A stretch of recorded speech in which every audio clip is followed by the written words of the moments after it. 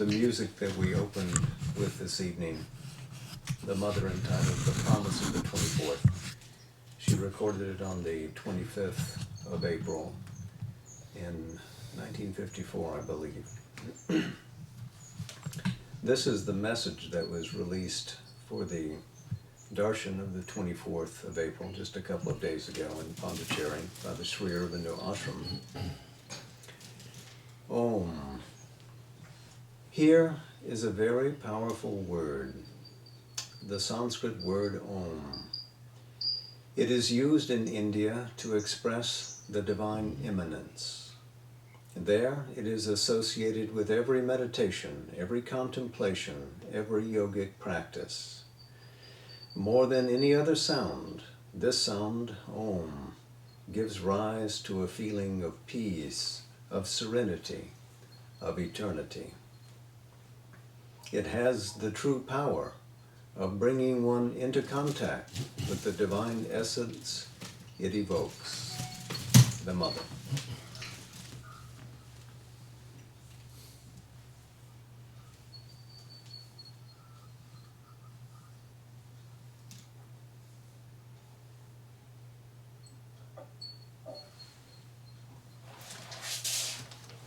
So this evening, we come to the 18th chapter in the Life Divine, Mind and Supermind.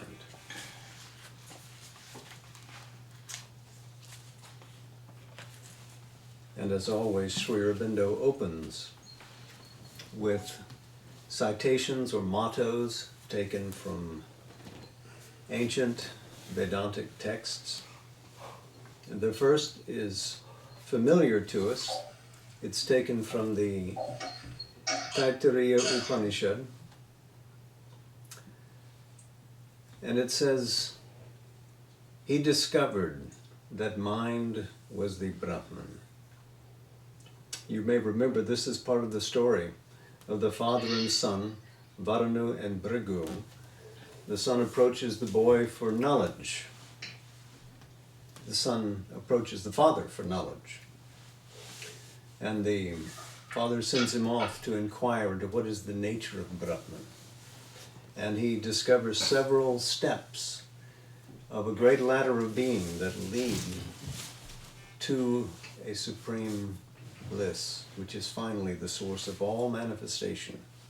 But along the way, he discovers that mind is one of these steps, one of these formations of this divine truth.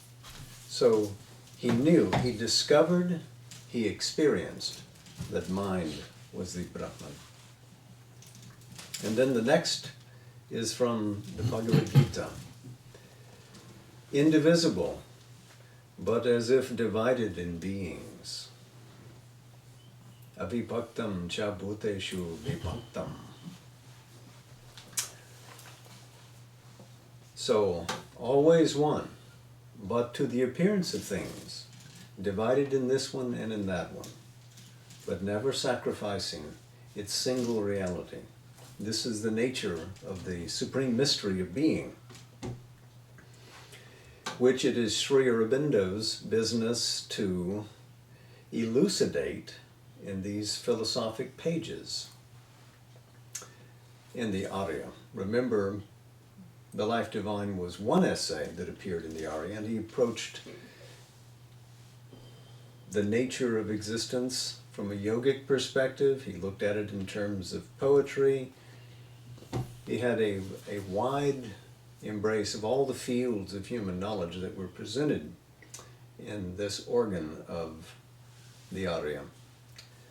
But here he is trying to state in terms which are accessible to the rational mind, in terms of philosophy, what this reality looks like. So it is a mental picture that he presents here. And as you know, he begins with the idea that there is an omnipresent reality, which is the backdrop of all that he's teasing out here as we go along. There's an omnipresent reality which presents itself as Satchidananda to our mind. And that infinite triunity of being, existence, consciousness, and bliss, condenses itself creatively into a supramental consciousness, which then distributes the oneness of Satchitananda into a many-sided reality, a harmonic cosmos in which the one and the many perfectly reflect the reality of each. Mutuality, harmony, essentiality are all present in that. So how do we get from that to here, to our experience? He has to be able to reconcile and to integrate that supreme reality and our experience here, or all is lost. So, let's begin. The conception which we have so far been striving to form is that of the essence only of the supramental life, which the divine soul possesses securely in the being of Satchidananda, but which the human soul has to manifest in this body of Satchidananda formed here into the mold of a mental and physical living. So the divine soul is called the Jivatman, which is in its native poise in the supramental consciousness, a part of the expression of Satchitananda.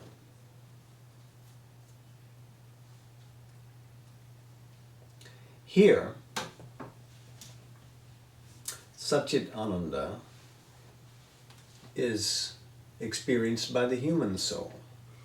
And if Satchitananda is here, and Satchitananda is above, then one is part of the other, and the human soul is akin to the divine soul. This supramental consciousness, as the Jivatman, by suggestion, is associated somehow with our nature here as we struggle in a seemingly divided world. So to continue, but so far as we have been able yet to envisage this supramental existence, it does not seem to have any connection or correspondence with life as we know it, life active between the two terms of our normal existence, the two firmaments of mind and body. It seems rather to be a state of being, a state of consciousness, a state of active relation and mutual enjoyment, such as disembodied souls might possess and experience in a world without physical forms, a world in which differentiation of souls had been accomplished, but not differentiation of bodies, a world of active and joyous infinities, not of form-imprisoned spirits. Therefore, it might reasonably be doubted whether such a divine living would be possible with this limitation of bodily form and this limitation of form-imprisoned mind and form-trammeled force, which is what we now know as existence. So he must be able to bridge this gap between that above and this here. And if the description of the life and existence of the divine soul is wonderful, it still seems fluid. It still seems as if it would be without definition. We live here, apparently within forms, divided but fixed. From our common experience, can we gain access back to that? If we cannot, then there would be a reason to doubt whether a divine life here were possible. By the way, the word trammel, where he says form trammeled, a trammel is a kind of a net. You catch either fish or birds with it. It's got 3 layers.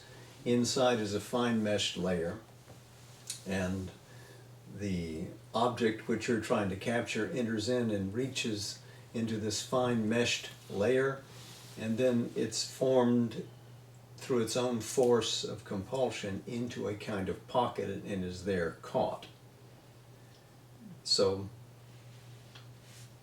an untrammeled life, an untrammeled existence, or an untrammeled force would mean something that has been freed, that was previously captive, but has been returned to its natural state. So I think we can go on now to the second paragraph.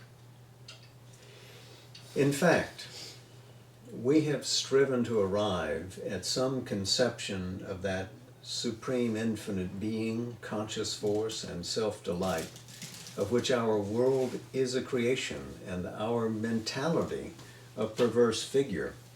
We have tried to give ourselves an idea of what this divine Maya may be, this truth consciousness, this real idea, by which the conscious force of the transcendent and universal existence conceives, forms, and governs the universe, the order, the cosmos of its manifested delight of being.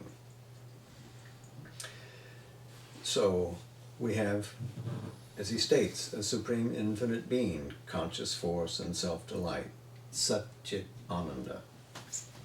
Our world is a derivation of this divine reality.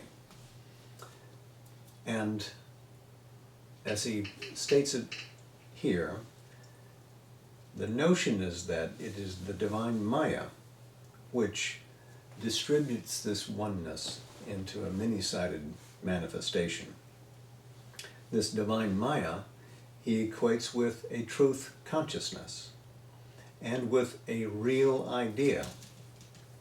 So the divine Maya is that which measures out the illimitable. The truth consciousness is always capable of its own essential nature, its own placement in Sat-Chit Ananda as it expresses itself multiply. And the real idea, whatever it conceives, has substance, has breadth, has expansion, is there. And so, the conscious force, which is transcendent, is also universal. Transcendent, above all manifestation, universal, forming a cosmos which is based upon reality, and all of this manifesting the essential Ananda, which is its self-experience.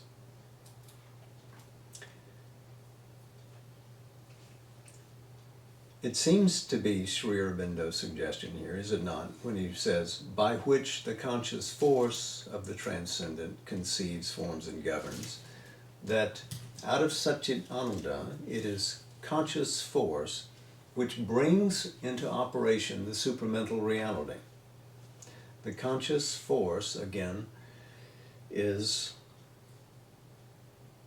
interesting to us because it registers with Sri Aurobindo's book, The Mother, where the consciousness force is typified as this supreme Mahashakti who establishes the worlds in their ordering. So he says, but we have not studied the connections of these four great and divine terms with the three others with which our human experience is alone familiar: mind, life, and body. So there are the divine four, Sat-Chit Ananda, and then the supramental, expressing Sat-Chit Ananda. These are the divine realms. What is available and close to our human experience is mind, life, and body. He says, we have not scrutinized this other and apparently undivine Maya, which is the root of all our striving and suffering, or seen how precisely it develops out of the divine reality or the divine Maya. Until we have done this, till we have woven the missing cords of connection, our world is still unexplained to us. And the doubt of a possible unification between that higher existence and this lower life has still a basis.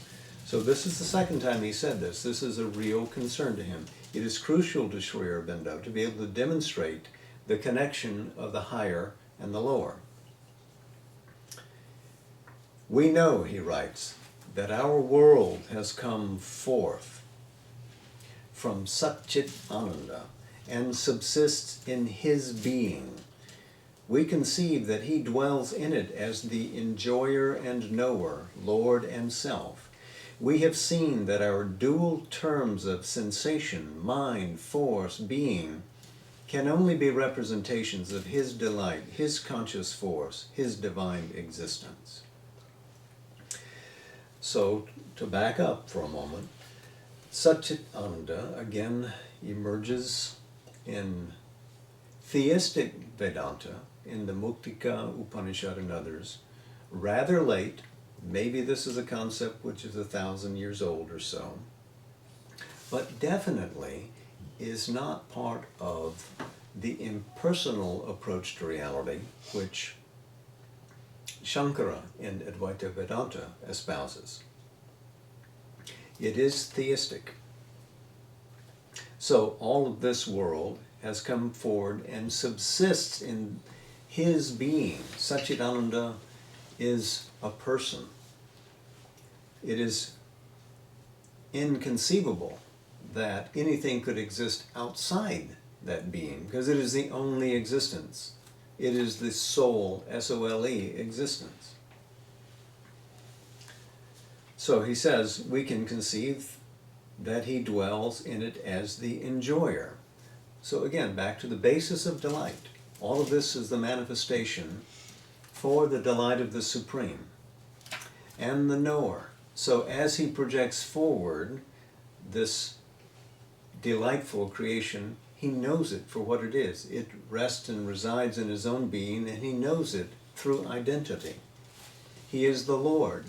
This is not some existence which gains freedom from his control. Since it's within his own being, he is master of it, utterly, completely. So the universe is not a chaotic representation, a disorganized or disordered conception. It is real. It is nascent. It is conscious of its own greatness. And he is also the self of it all. So he is the fundamental subjective consciousness containing and witnessing it all. We have seen, Sri Aurobindo writes, that our dual terms of sensation, mind, force, being, can only be representations of his delight, his conscious force, his divine existence. So each of these is a different value, as if divided, as the Gita says, but really part of that indivisible one. But it would seem that they are actually so much the opposite of what he really and supernally is, that we cannot, while dwelling in the cause of these opposites, cannot, while contained in the lower triple term of existence, attain to the divine living. That is so high, and we are so base that how in the world could we bridge that distance? We must either exalt this lower being into that higher status, or exchange body for that pure existence, life for that pure condition of conscious force, sensation, and mentality, for that pure delight and knowledge which live in the truth of the spiritual reality. So we can't be both at once, would seem to be the mind's reply to this idea. So we would have to either exalt this into that, and that sublation would erase the lower manifestation, mind, life, and body would disappear into that, or we would have to abandon it and simply place our consciousness into that supreme existence again, and that also blanks it out. So this is not his position, but he would say this is what would appeal to the mind. This goes back, does it not, to the third chapter of the Life Divine. The refusal of the ascetic, where spiritual seclusion of spirit and spirit seems to be the only answer in escaping the enigmatic nature of the universe. It is not Sri Aurobindo's position. And, to continue, must not this mean that we abandon all earthly or limited mental existence for something which is its opposite, either for some pure state of the spirit, or else for some world of the truth of things, if such exists, or other worlds, if such exist, of divine bliss, divine energy, divine being? In that case, the perfection of humanity is elsewhere than in humanity itself. The summit of its earthly evolution can only be a fine apex of dissolving mentality, whence it takes the great leap either into formless being or into worlds beyond the reach of embodied mind. By the way, he's changed a word here. Either for some pure state of the Atman is what he wrote in the Arya, and he's changed Atman to spirit here, so it has more universal application. So this would mean the failure of the cosmic promise to reveal Satchidananda in time, in space, in particularity. And he continues, but in reality, all that we call undivine can only be an action of the four divine principles themselves, such action of them as was necessary to create this universe of forms. Those forms have been created not outside, but in the divine existence, conscious force, and bliss. Not outside, but in and as a part of the working of the divine real idea. What he's just said is that mind, life, and body, the idea of their functions, are seated in the supermind. They are part of the real idea. They exist already at the supramental level ere they wind up as manifested realities here in this seemingly divided cosmos, apprehendable to our experience. So he continues, there is therefore no reason to suppose that there cannot be any real play of the higher divine consciousness in a world of forms, or that forms and their immediate supports, mental consciousness, energy of vital force, and formal substance, must necessarily distort that which they represent. It is possible, even probable, that mind, body, and life are to be found in their pure forms in the divine truth itself, are there in fact as subordinate activities of its consciousness, and part of the complete instrumentation by which the Supreme Force always works. So these are unified functionaries of the supramental activity. Mind, life, and body must then be capable of divinity. Well, it would be the force of logic, wouldn't it? If they arise from that, then even if we experience them here, seemingly separated, since all is in reality placed permanently in Satchitananda, that they would be able to restore themselves to their original functionality. Their form and working in that short period out of possibly only one cycle of the terrestrial evolution which science reveals to us need not represent all the potential workings of these three principles in the living body. So body, life, and mind, as we see them now, are partially developed. In the supramental, obviously they're fulsome, regnant. Here, they are beginning their activities in these early stages of the cosmos.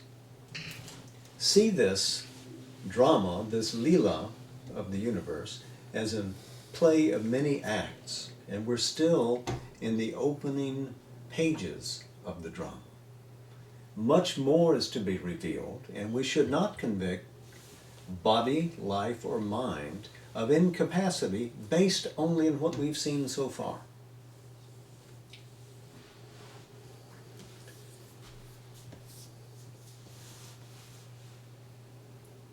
They work as they do because they are by some means separated in consciousness from the divine truth from which they proceed. Were this separation once abrogated by the expanding energy of the divine in humanity, their present functioning might well be converted, would indeed naturally be converted by a supreme evolution and progression into that purer working which they have in the truth consciousness. So the emergence of this divine power in evolving humanity restores them to their own full nature. So our job is to continue to grow and to ennoble and restore them. By the way, the idea of abrogated, the definition of abrogate is to annul, to rescind. So there seems to have been perhaps an original agreement. We annul the agreement so that the separation must disappear.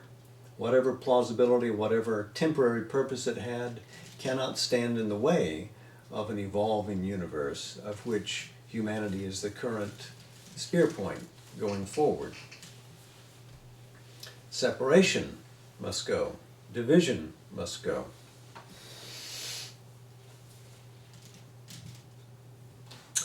So then our next paragraph, in that case, not only would it be possible to manifest and maintain the divine consciousness in the human mind and body, but even that divine consciousness might in the end, increasing its conquests, remold mind,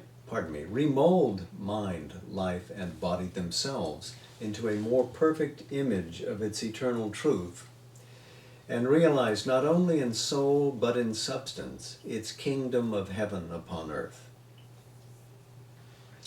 The first of these victories, the internal, has certainly been achieved in a greater or less degree by some, perhaps by many upon earth. The other, the external, even if never more or less realized in past eons as a first type for future cycles, and still held in the subconscious memory of the earth nature, may yet be intended as a coming victorious achievement of God in humanity. So manifesting supermind will solidify the human hold and extend its reign. The Vedic age may have given us a glimpse of what this perfected humanity might be like.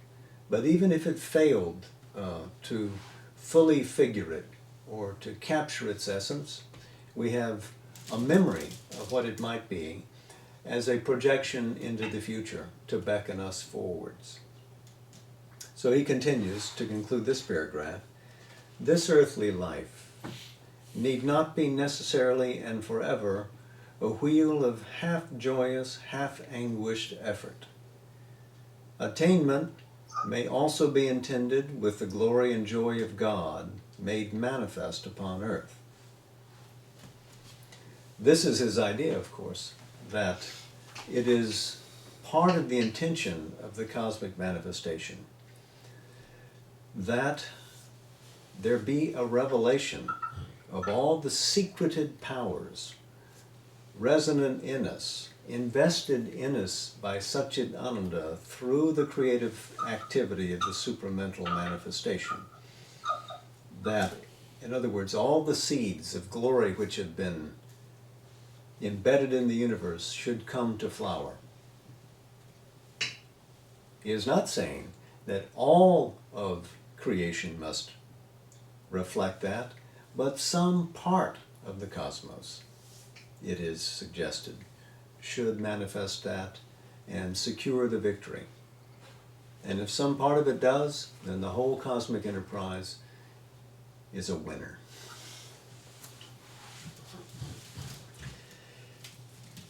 So then, what mind, life, and body are in their supreme sources, and what, therefore, they must be in the integral completeness of the divine manifestation, when informed by the truth and not cut off from it by the separation and the ignorance in which presently we live, this then is the problem that we have next to consider. So what are they, really? In their essence, what are we? So the next several essays, Sri Aurobindo will be addressing these questions. But he's going to be looking at them in their pure form and not just as they are cut off through the separation and the ignorance. Separation, that which separates us from the immense reality of Satchitananda and the ordered harmony of the supramental. Ignorance, from the term ignore, to take our awareness away from. So what is it in mind, life, and body which ignores that reality? Why would it ignore it? Why would it forget that placement?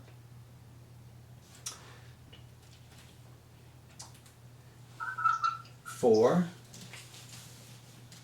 there they must have already their perfection towards which we here are growing. He's referring to their placement in the supramental consciousness. In that realm of the real idea, mind, life, and body pre-exist. They are there and know precisely what they're to do.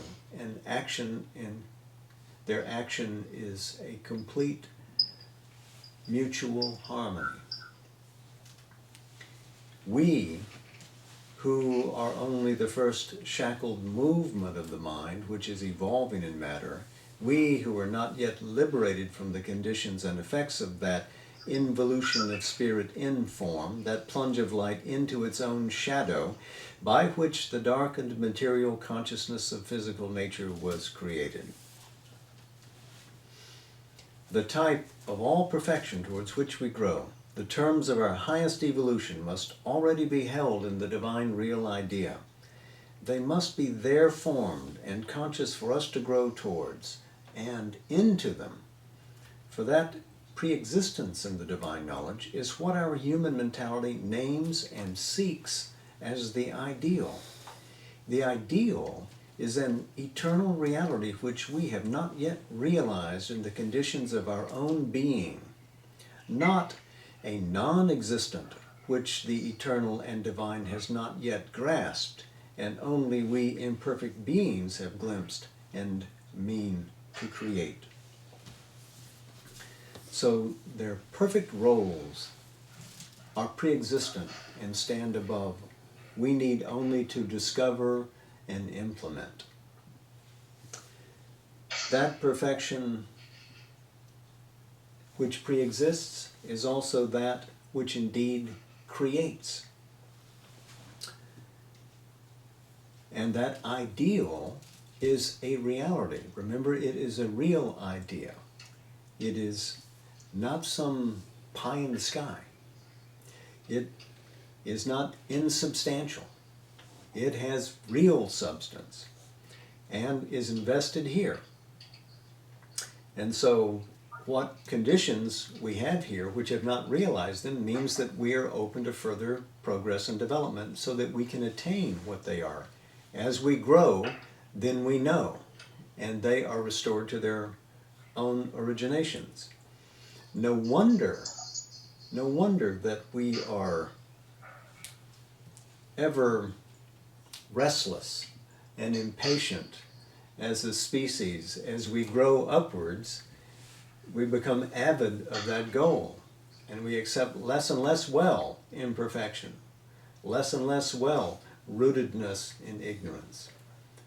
We aspire more and more.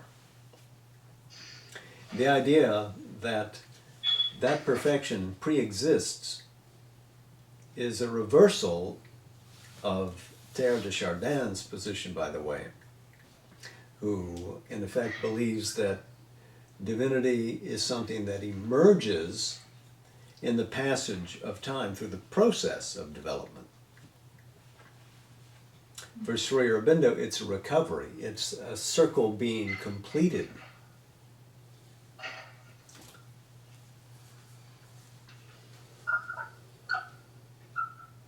Next paragraph, in which he now begins to define mind and what its area of expertise is. Mind first, the chained and hampered sovereign of our human living. A rather ironic assessment. Mind, in its essence, is a consciousness which measures, limits, cuts out forms of things from the indivisible whole and contains them as if each were a separate integer. Well, the divine Maya measures out also, but invests the infinite in the finite so that the finite can always reveal the infinite. The mind limits and cuts out as if to form a separate integer. Even with what exists only as obvious parts and fractions, mind establishes this fiction of its ordinary commerce that they are things with which it can deal separately and not merely as aspects of a whole. For even when it knows that they are not things in themselves, it is obliged to deal with them as if they were things in themselves. Otherwise, it could not subject them to its own characteristic activity. So it reaches out to grasp, and it grasps one thing. If it reaches out and grasps many things, it begins to construct a whole. But he's never, this mind, able to grasp all things at once. It is restricted to partiality.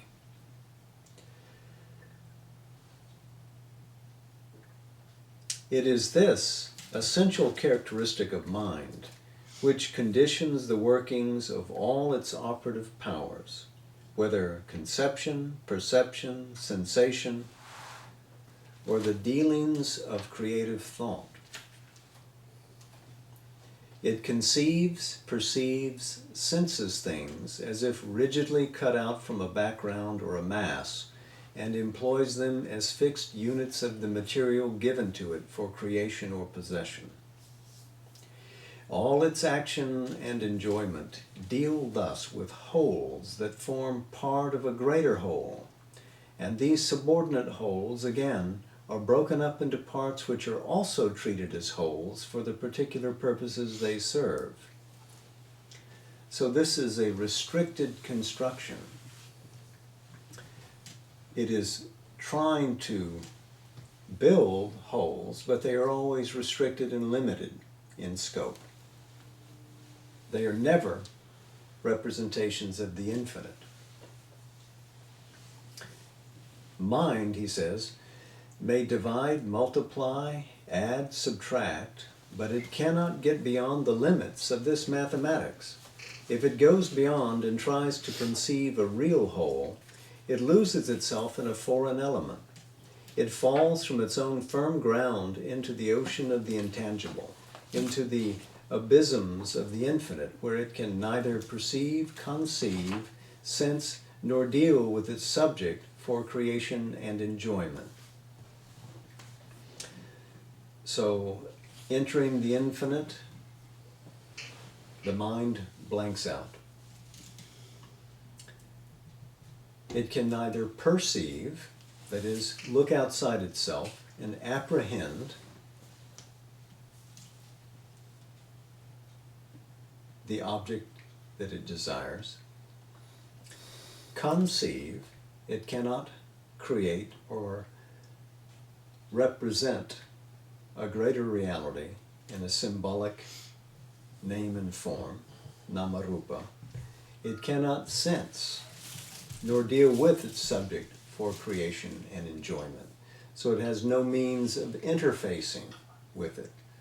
So in terms of its essential consciousness, it has no way to do it. It cannot, in a sense, formally experience, nor can it conceive of a greater reality. So the mind here, in that experience, is useless. For if mind appears sometimes to conceive, to perceive, to sense, or to enjoy with possession the infinite, it is only in seeming and always in a figure of the infinite. So we make a model and we say, this is what the infinite looks like. And I can deal with it as a model. I can play with it, and it's a simulacrum. It's never the real thing.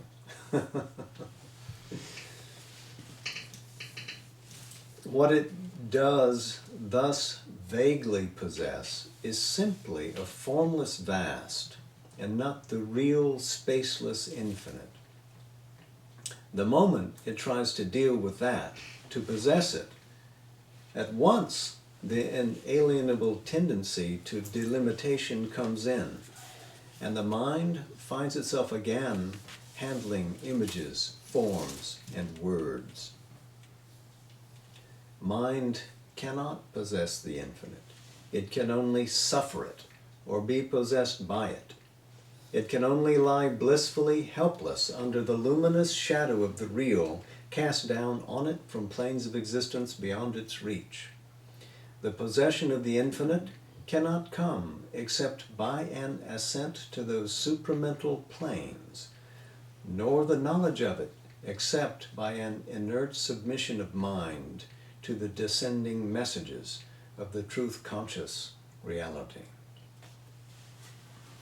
And these sentences remind us of another place in the Taittiriya Upanishad where it says, words turn back with the mind, not attaining. That would be 2:4 in Taittiriya Upanishad.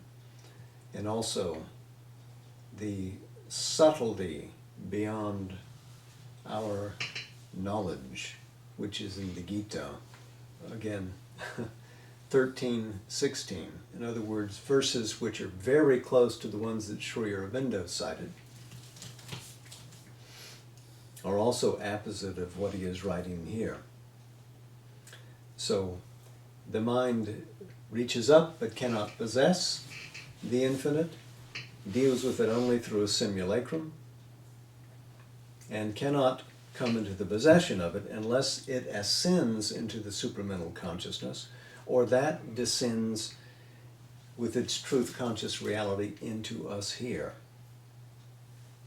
So, to this point in the chapter, he has said that he has to reconcile Satchit Ananda with the creative connection with mind, life, and body.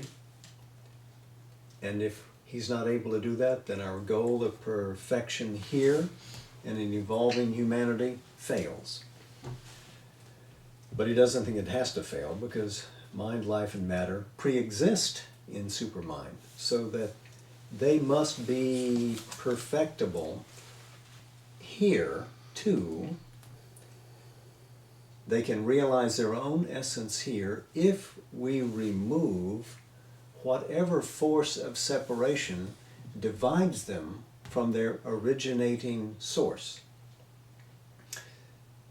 So we have to grasp, what is this thing that separates? What is this that divides?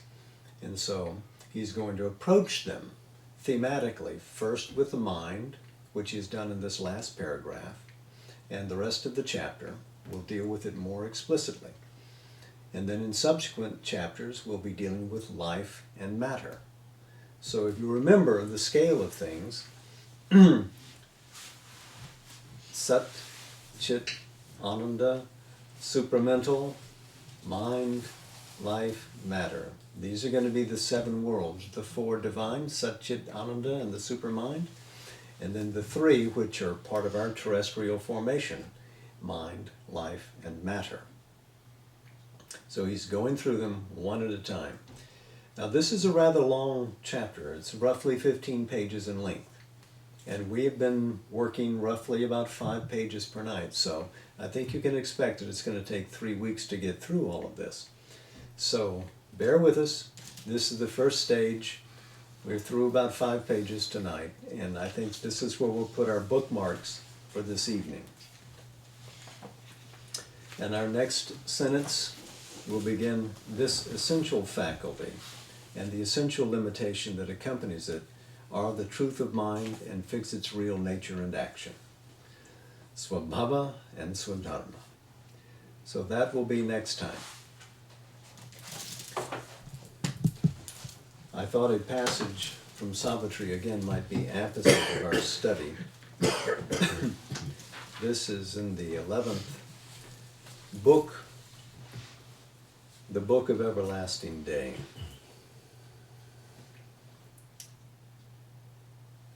Ascending out of the limiting breadths of mind, they shall discover the world's huge design and step into the truth, the right, the vast.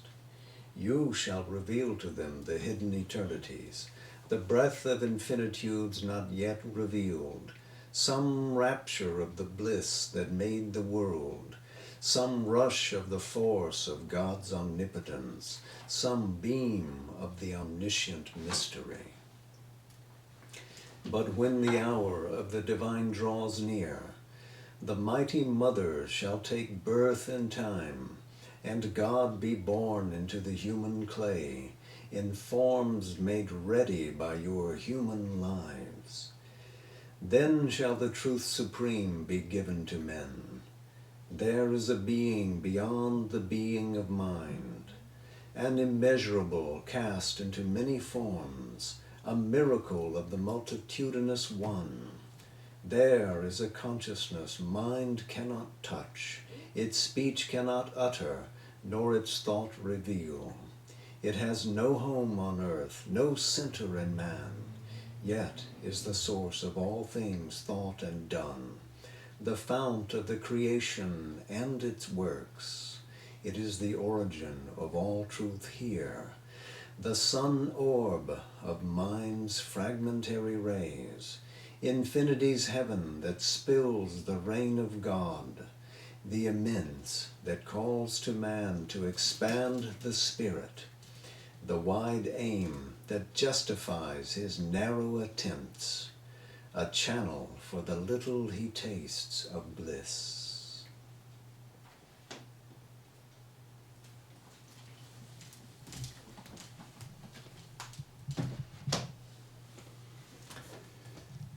Namaste, Jai Ma.